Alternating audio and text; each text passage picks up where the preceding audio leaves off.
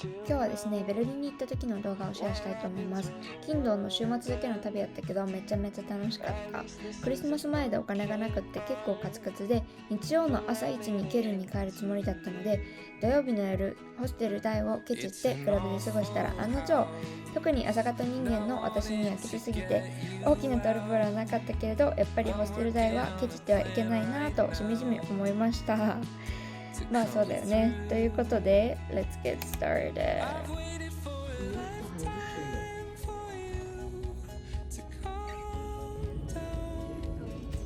Oh, nothing feels the same without you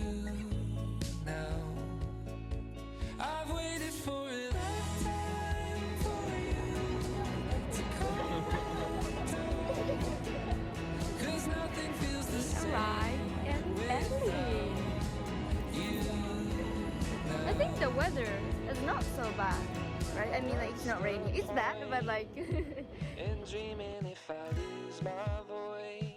ベルリンはドイツの首都で、東と西ドイツに分かれていた時の東側のドイツの首都でしたよね。皆さんもご存知のように、1989年のベルリンの壁崩壊も含めてとっても歴史的な街です。他にもベルリンといえばとてもインターナショナル雰囲気があって、モダンアート作品が街中にあってめちゃめちゃ素敵でした。ナイトライフも充実してて、もうまさに若者街って感じがしてた。で、ケルンからベルリンまではフリックスバスっていうバスで移動したんやけど、9時間くらいで着きました。エコバで行けば寝て起きたらすぐ行くのでラッキーって感じやけど、電車で行ったら5時間くらいかな。そうやねんけど、ケルンからベルリンまでバスで片道3000円くらいなのに対して、電車で行くと1万3000円から2万円ぐらいするから、ちょっとそれは学生には高すぎるので、バス一択ですね。で、私は移動は安さ重視でバスだったけど、バスの中でどうしても寝れないという人にとっては9時間はちょっときついけど、でも私は15時間乗ったことがあるのでもう慣れた。ベルリンにはミュージアムアイランドといって美術館や博物館が集まってる本当に島なので、この地域はユネスコ世界遺産にも登録されてるらしいんだけど知らなかった。私たちが行ったのはペルガモン博物館ってところで、古代オリエントの美術品とかバビロニアの石足り門とか巨大なペルガモン神殿の一部なのが展示されてます。ミュージアムアイランドにはないんやけど、もう一つ私らジョイスミュージアムに行って、このミュージアムもめちゃめちゃ私的には興味深くて、ベルリンに来る際はめちゃめちゃおすすめだなと思います。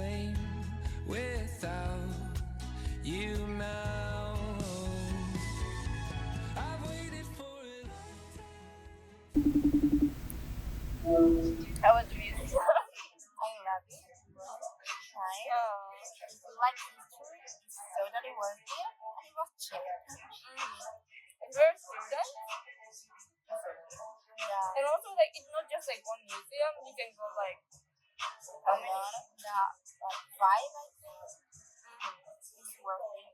there's like something called Museum Island. So like you go to the island, there are so many museums. And they are really nice. Like the structure and what they have inside is really, really interesting. Like if you are a history lover, it's a must. It's a must. And if you're not a history lover, also.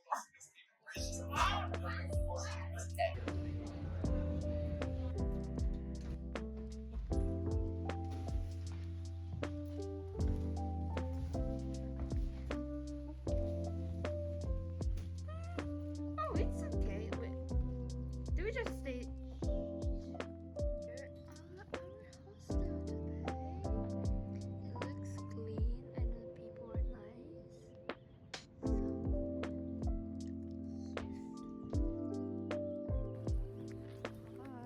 Hi, good morning.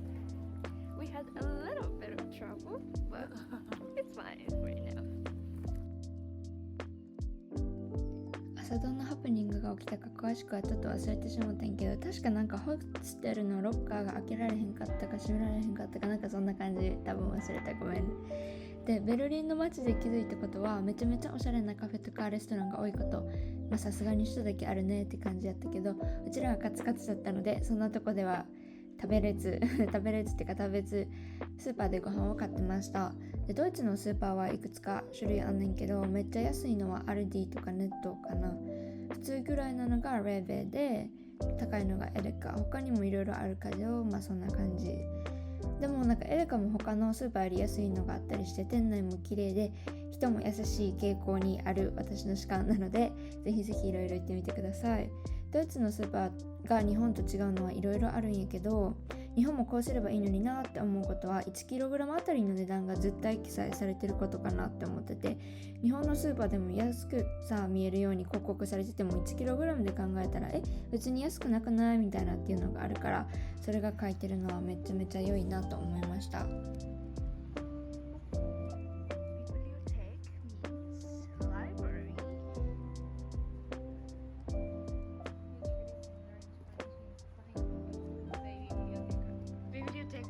Really? I didn't know that. Biblioteca. Teppiche. Teppiche. What do you mean? So, let's go. So we are in Nicola Village. I don't know how to pronounce it. Yeah. But this is supposed to be one of the most oldest neighborhoods here in Berlin, and it is important because you can see something with how it was before World War II, because Berlin was completely destroyed. But this neighborhood was kind of not destroyed completely. So.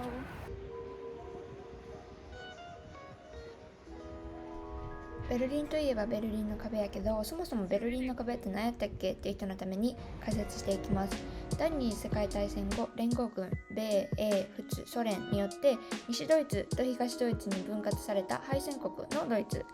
東ドイツはソ連が統治したけど、その中にあったベルリンはさらに分割されて、西ベルリンを米、英、仏か、東ベルリンをソ連が管理することになりました。その中で資本主義国の西ドイツとソ連社会主義の東ドイツの経済格差っていうのは徐々に大きくなってしまったんですよね。東ドイツの経済が悪化していくのに対して、西ベルリンが属する西ドイツの経済は成長を続けて、市民の生活も格段に豊かなので、当初は東西ベルリンの行き来は自由でいい暮らしを求めて、東ベルリンから西ベルリンへ逃亡する人っていうのが増える一方でした。こうなると東ドイツも焦って、東の人々が西に逃げられないように壁を作ろうと考えて実行。1961年に東西ベルリンの境界線が封鎖されて、一夜で西ベルリンをぐるりと囲む壁が作られました。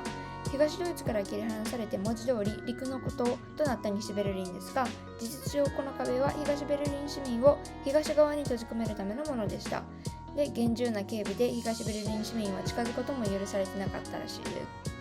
そんな中、1980年代になるとハンガリーやポーランド、東欧諸国で改革の動きが見られるようになりました。1985年にソ連の書記長に就任したゴルバチョフが実施したペレストロイカをきっかけに、自由化を求める声はますます高まっていきます。1989年にハンガリーとオーストリアの国境が開放されると、東ドイツからチェコスロバキア、ハンガリーを経由して西ドイツへ渡る人が増加。同時に東ドイツでは自由を求めるデモへの参加者が増えて、どんどん拡大し広がってきました。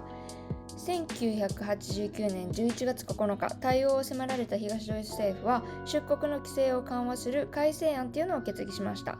ここでうっかり原因で事件が起きます。決議の後の記者会見でギュンスター・シャボウスキー政府報道官はいつから発行するんですかっていう記者の質問に対して、本来なら発令は翌日に正式に発表するつもりだったのに、直ちにと回答してしまって、今すぐ壁を越えて自由に出国できるとの報道が広がって、東ベルリン市民が壁に押し寄せて国境が開放されることとなりました。こうして28年間存在し続けた巨大な壁がついに崩壊しました。そして1年後の1990年10月3日に東西ドイツの再統一が実現し、今では残りの壁が物理的に崩れる前にベルリンの壁を一部保存し、アートプロジェクトとして再利用することを目的としてイースターギャラリー、この壁に描かれたアートが生まれました。このプロジェクトは1990年初頭に数十人の国際的なアーティストによって始まって、今ではベルリンの観光地としてたくさんの人が訪れています。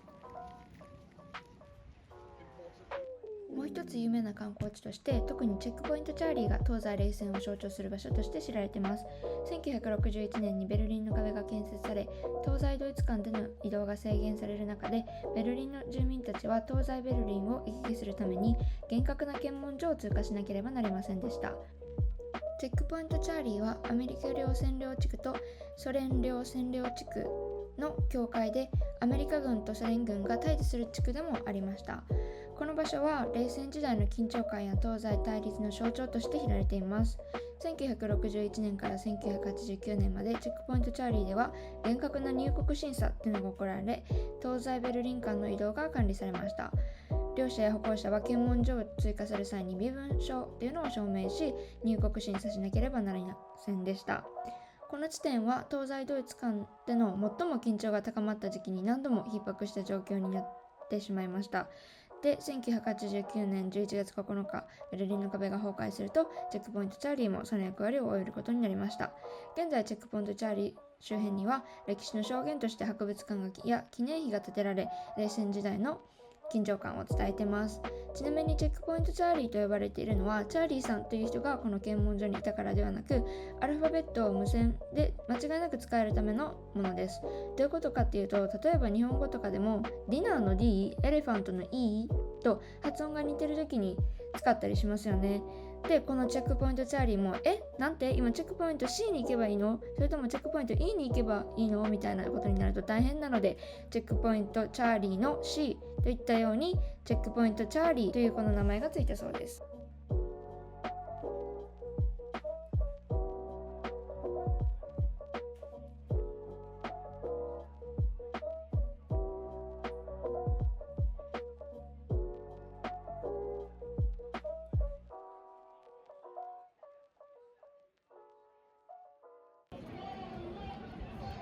We are in Brandenburg gate, yeah. ブランデンブルク門はかつてベルリン紙幣の一部として建てられて、市内とブランデンブルク地方を結ぶ入り口としての役割を果たしていたそうです。後にナポレオンの侵攻で門が略奪されて、ベルリンはフランス軍の占領にされたものの、19世紀にはプロイセンがナポレオンに勝利して、1814年にベルリンが解放された後、門は平和と勝利の象徴としてされていました。第二次世界大戦では大きな被害を受けたんですけど、東西ドイツ統一後、大修工事が行われて、今ではドイツのベルリンのシンボルになってます。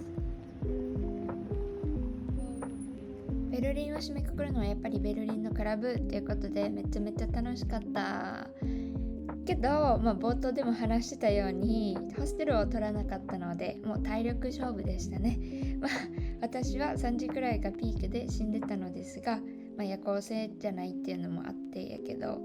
でも若いって大事だよね。体力があるうちにやれることはやっとこうということで、朝になって9時間かけてケルンに戻るバスでちゃんと寝ることができたので、よきよきということにしておきます。バレンティーナ、一緒に旅してくれてありがとう。次の旅っていうのはドイツ、オーストリア、ハンガリー、ポーランド、チェコの5つの国を行った動画になるので、気になる人はチャンネル登録お願いします。ということで、見てくれてありがとうございます。また来週。チュース。